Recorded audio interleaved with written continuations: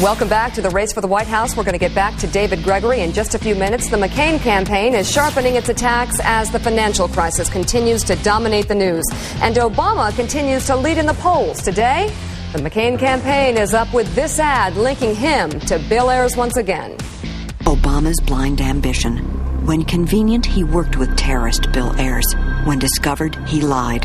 Obama. Blind ambition, bad judgment.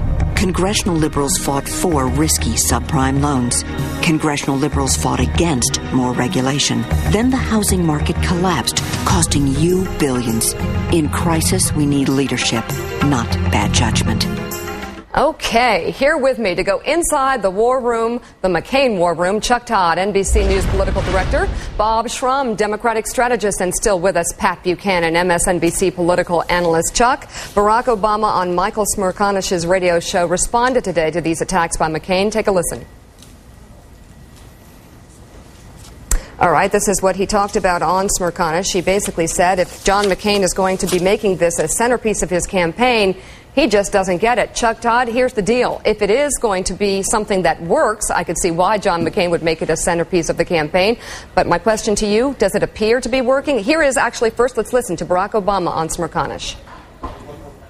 The fact that, Senator McCain wants to make this the centerpiece of his campaign is pretty remarkable.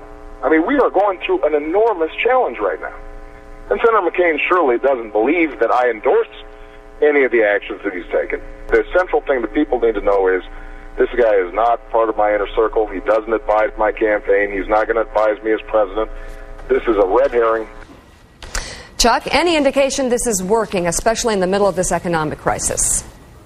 Well, we haven't seen any evidence that it's working, and I think the McCain campaign is struggling with how to do it. I think that they wanted it to make character part of their campaign against Obama, and they wanted to do it early. But they waited. Yeah, you talk to a lot of folks, and there are a lot of people who think they waited too long to introduce Ayers into the conversation. He was introduced a little bit during the primaries, not much. It was mostly Reverend Wright was the issue that he had to deal with more then.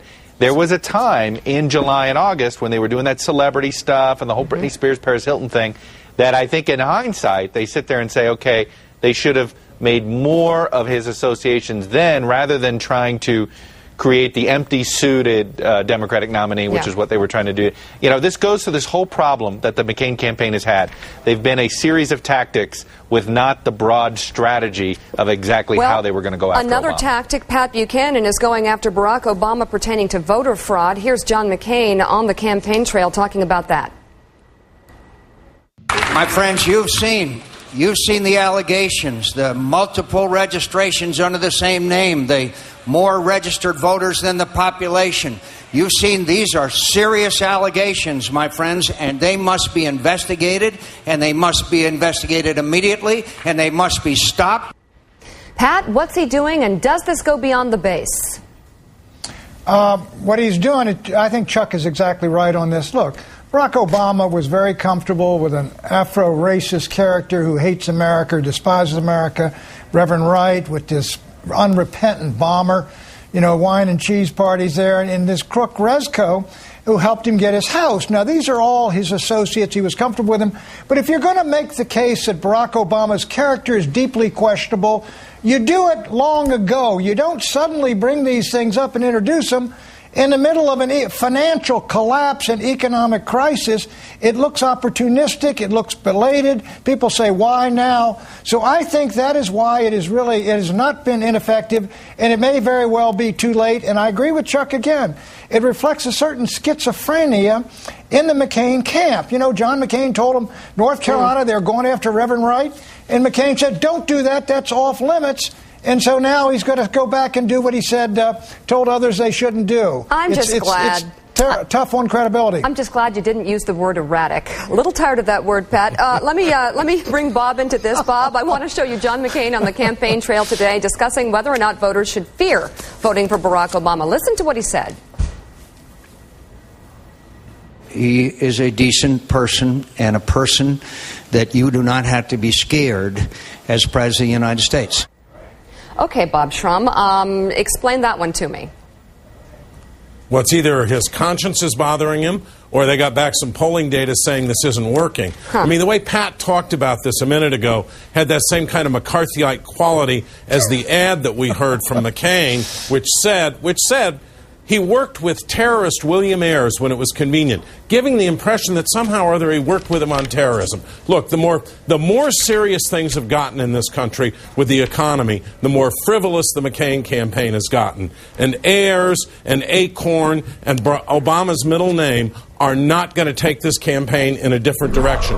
McCain is sending the country a signal that he can't and won't talk seriously about the economy, so he's going to try to smear his opponent. It's going to fail. Now, Chuck, that seems to be the conventional wisdom in the editorials and among maybe some of the media elite, but is that the kind of tactic that works in Pennsylvania, in some of these states that John McCain needs to get a hold on to? Well, I'll tell you, there's something happened today in Minnesota that I think it didn't happen in isolation. The Republican incumbent there, Norm Coleman, made a decision. He's pulling all of his negative ads. Now, he's in that race with Al Franken. It's been a very negative race. Minnesota's a state that we've seen some negative ads in the presidential race. There is something now that you do wonder, are Republicans seeing the negativity is hurting them in general? The economic crisis is hurting them as well. And suddenly a lot of them need to figure out how to change the tone, change some things there. I wonder if you're going to start seeing that maybe the McCain campaign saw their negatives go up. That's why we saw what McCain said today. Norm Coleman made his decision in Minnesota. He's yanking all his negative ads for the duration of the campaign. A stunning decision 4 weeks out. Sometimes candidates do it 10 days out. 4 weeks out is a big decision to do that. That tells you that they're seeing something in their polling. And I just wonder in general, is this economic crisis trumping everything right now? I wonder and too. To the point where everybody's afraid of going negative. Pat Buchanan, real quick, Sarah Palin, is she possibly not being utilized in the way she can, and is she not bringing to the table what a Mitt Romney would be bringing to the table right now? Well, look, Sarah Palin was the most sensational choice of a vice president in history. I mean, she gave McCain something like a 10-point turnaround and put him in the lead after Barack had a great convention. And for 2 weeks, she was terrific. For the last 4 weeks, we've had the greatest crash in history. And I think if McCain loses, folks are going to say it was because of the crash and economic crisis and collapse, not because Sarah Palin had a tough interview with Katie Couric. Yeah, all right.